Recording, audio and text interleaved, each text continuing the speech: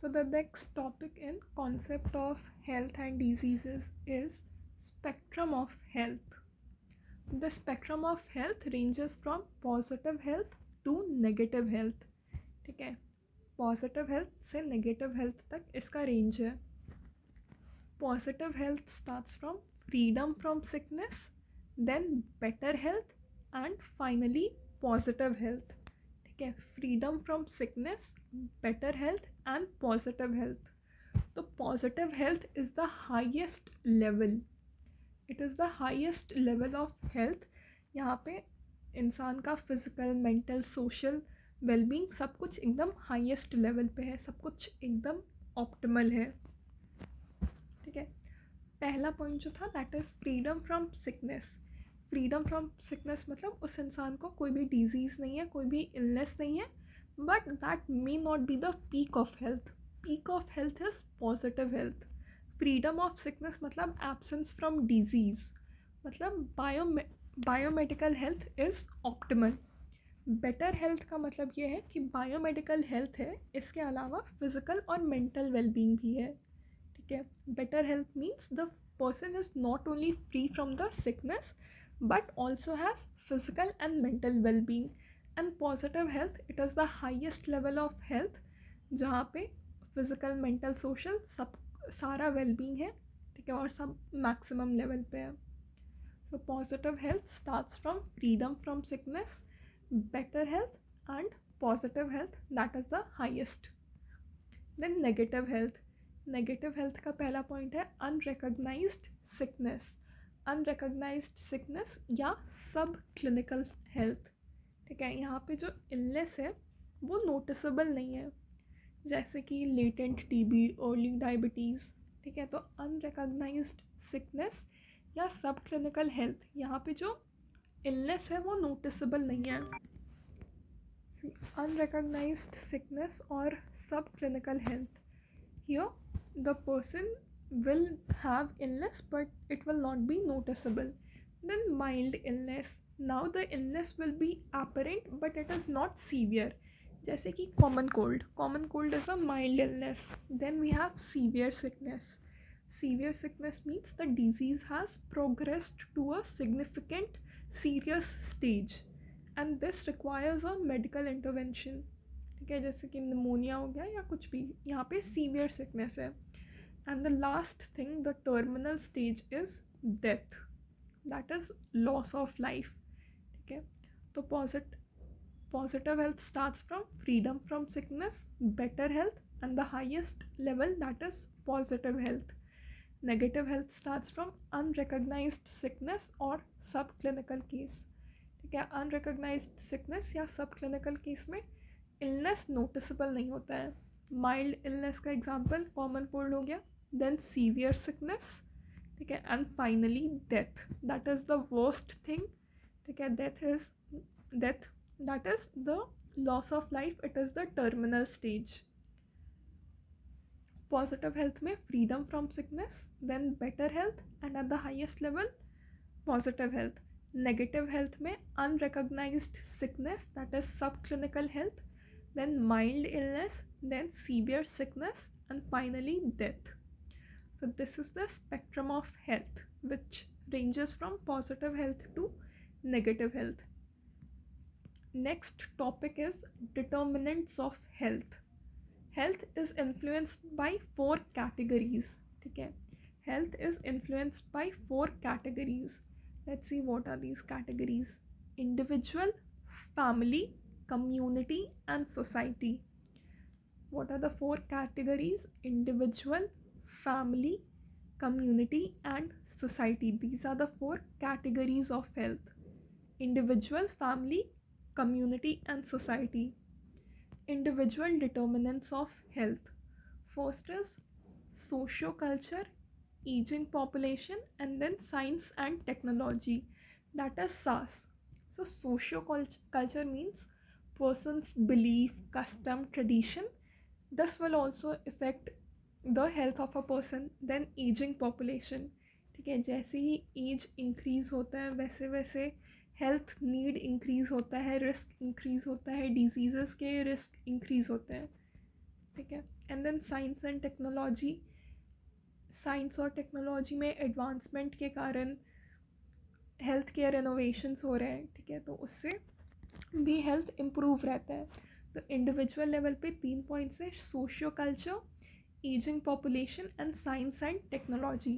ठीक है, उस इंसान का क्या बिलीफ है, क्या सोसाइटी किस क्या बिलीफ है, क्या कस्टम है, that is socio culture aspect. Ageing population, as I told you, ज़्यादा एज रहेगा तो रिस्क ज़्यादा होंगे। ऐसे कुछ डिजीज़ होते हैं जो नियोनेट्स में कॉमन होते हैं, ऐसे कुछ डिजीज़ होते हैं जो एल्डरली में कॉमन होता है, तो ageing is one of the factors. And then science and technology, if that individual is exposed to good level science and technology, then he has better chances of good health. Individual में 3 aspects हैं individual level पे, socio culture, ageing population and science and technology. Then family level पे पहला gender, then equity and social justice, and then information and communication. Gender, ठीक है, ऐसे कुछ diseases होते हैं जो मेल में कॉमन होते हैं, मेल में ज़्यादा रिस्क होता है। ऐसे कुछ डिजीज़ेस है जो फीमेल में ज़्यादा कॉमन है, तो वो जेंडर एस्पेक्ट हो गया। Then equity and social justice, equal access to the healthcare regardless of the status. And then information and communication, information और communication में health awareness, literacy, education, ये सब आ जाता है। तो फैमिली में भी 3 एस्पेक्ट है, gender, then equity and social justice and information and communication. ठीक है, ये 3 डिटर्मिनेंट्स है फैमिली लेवल पे, gender, equity and social justice and information and communication. Gender, equity and social justice, information and communication. Community determinants are biological, behavioral and human rights. ठीक है, biological मतलब genetic predispositions, disease patterns या immunity level. Biological factors में कुछ ऐसे disease होते हैं जो genetically inherit होते हैं। बिहेवियरल, जो लाइफस्टाइल चॉइसेस हैं, जैसे कि एक्सरसाइज हो गया, ये एक बिहेवियर है, ठीक है, एक्सरसाइज के कारण अच्छा हेल्थ होता है। अल्कोहल कंजप्शन, ये भी एक बिहेवियर है जिसके कारण हेल्थ गंदा हो सकता है। And then human rights, that is access to health care and freedom from discrimination. तो कम्युनिटी लेवल पे भी 3 डिटर्मिनेंट्स है, behavioural, biological and human rights. Behavioural, biological and human rights. Society level पे भी 3 डिटर्मिनेंट्स है, एनवायरमेंटल, ठीक है, air water का क्वालिटी, पोल्यूशन, सैनिटेशन, ये सब भी हेल्थ को डिटरमाइन करता है। सोशियो इकोनॉमिक में employment, education, income, housing conditions, these also influence health. And then health care system, that is availability and quality of the medical services. So determinants of health के 4 categories है और हर एक 4 में 3 determinants है, तो total 12 determinants है health के। ठीक है, इंडिविजुअल कैटेगरी में we have socio culture, ageing population, science and technology. Socio culture, ageing population and science and technology.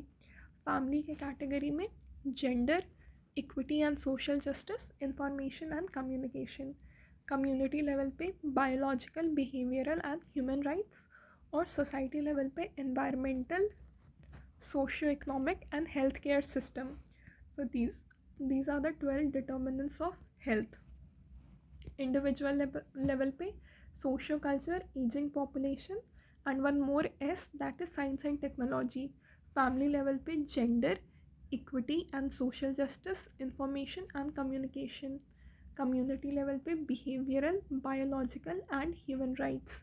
Society level पे एनवायरमेंटल, सोशियो इकोनॉमिक और health care system. Okay, so in total there are 12 determinants of health. Then next thing is right to health. Right to health, United Nations in 2000. Several United Nations articles emphasize health as a human right. Okay. So Article 25. Article 25 is the Universal Declaration of Human Rights. Article 25 is Universal Declaration of Human Rights. That is, everyone has a right of right to standard of living that ensures health and well-being. Okay. Article 5 is related to elimination of racial discrimination. Article 5 is related to elimination of racial discrimination. Article 11, 12 and 14 is elimination of discrimination against women. 5 against racial discrimination, 11, 12, 14 against the discrimination for women. Article 25 is Convention on Child Rights. And then one more, Article 25 is Convention on Rights of Person with Disability. So 25 is Universal Declaration of Human Rights. Article 5 is elimination of racial discrimination. Article 11, 12, 14 for elimination of discrimination against women. Women के लिए 11, 12, 14. Racial discrimination के लिए article 5. Article 24 for child rights, Convention on Child Right. Article 5 is for elimination of racial discrimination. Article 5 for elimination of racial discrimination. Article 11, 12, 14 is elimination of discrimination against women. Article 24, Convention of Child Rights. Article 25 is Convention on Rights of Person with Disabilities. Yeah. Article 5, Racial Discrimination. 11, 12, 14, Women. Article 24, Child Rights. And Article 25 for Disabilities, Convention on Right of Person with Disabilities. ठीक है, तो कौन कौन सा article है? Article 25, 5, 11, 12, 14, 24 and then again 25. ठीक है, तो वुमेन के लिए क्या क्या है? 11, 12, 14. 14 के बाद 10 दैट इज़ 24, वो चाइल्ड के लिए है. रेशियल डिस्क्रिमिनेशन के लिए 5 है और डिसेबिलिटीज़ के लिए 25 है. ठीक है, then responsibility for health. Responsibility for health चार लोगों का चार रिस्पॉन्सिबिलिटीज़ हैं. Individual responsibility, community responsibility, state responsibility and international responsibility. Individual responsibility मतलब the person has to maintain personal hygiene, a healthy lifestyle and seek medical care. ये individual responsibility होता. community का भी responsibility है, that is clean environment, sanitation and vaccination should be there. state responsibility, that is the government factors. ठीक है, इसमें government policies, public health care, laws to ensure health, ये सब आ गया. and international responsibility, यहाँ पे WHO plays a role. ठीक है, WHO या international aid, collaborations for global health initiatives, ये इस लेवल पे आ गए. Health care facilities with features available at national and international level. ठीक है, तो चार लोगों का रिस्पॉन्सिबिलिटी है. इंडिविजुअल रिस्पॉन्सिबिलिटी, खुद का रिस्पॉन्सिबिलिटी है हेल्थ के लिए. कम्युनिटी रिस्पॉन्सिबिलिटी है, that is environment should be clean and vaccination should be given. State responsibility है, that is the government factors, the government policies, public health care. And international responsibility में WHO, international aid and then collaborations for global health initiatives, ये सब आ गए. तो चार level है responsibility का: individual, community, government and international. And then finally we have the health care features of a country. तो 7 features हैं. पहला, appropriateness. The health care system should meet the health needs of the population. Appropriate होना चाहिए, health care जो है वो appropriate होना चाहिए. कॉम्प्रिहेंसिवनेस होना चाहिए उसमें. ठीक है, that is it should include all the levels from primary to tertiary. It should be adequate, that is it should be sufficient. Adequacy मतलब सफिशिएंसी. ठीक है, sufficiency in terms of facilities, staff and resources. ठीक है, सब कुछ sufficient होना चाहिए सब चीज़ के मामले में. Efficient, the resources should be used effectively. Then accessibility, it should be available to all. Accessibility मतलब it should be available to all. ठीक है, ऐसा नहीं है कि बहुत दूर है, बहुत दिक्कत हो रहा है उस चीज़ को अवेल करने में, अफोर्डेबिलिटी होना चाहिए, ठीक है। Health care should be economically feasible for people of all income group, ठीक है। ऐसा नहीं है कि सिर्फ अमीर अफोर्ड कर पाए, ऐसा होना चाहिए कि गरीब के लिए भी अफोर्डेबल हो।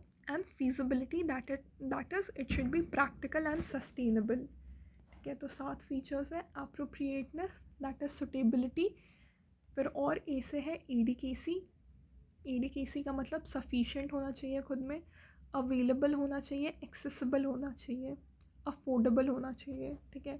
तो 5 तो ए से ही है, इसके अलावा कॉम्प्रिहेंसिव और फीजिबल होना चाहिए, ठीक है। ए से क्या क्या है, ए से पहला अप्रोप्रिएट होना चाहिए, एडिकेट होना चाहिए, अवेलेबल होना चाहिए, एक्सेसिबल होना चाहिए और अफोर्डेबल होना चाहिए। देन कॉम्प्रिहेंसिव होना चाहिए, फीजिबल होना चाहिए। The 7 healthcare features of a country are,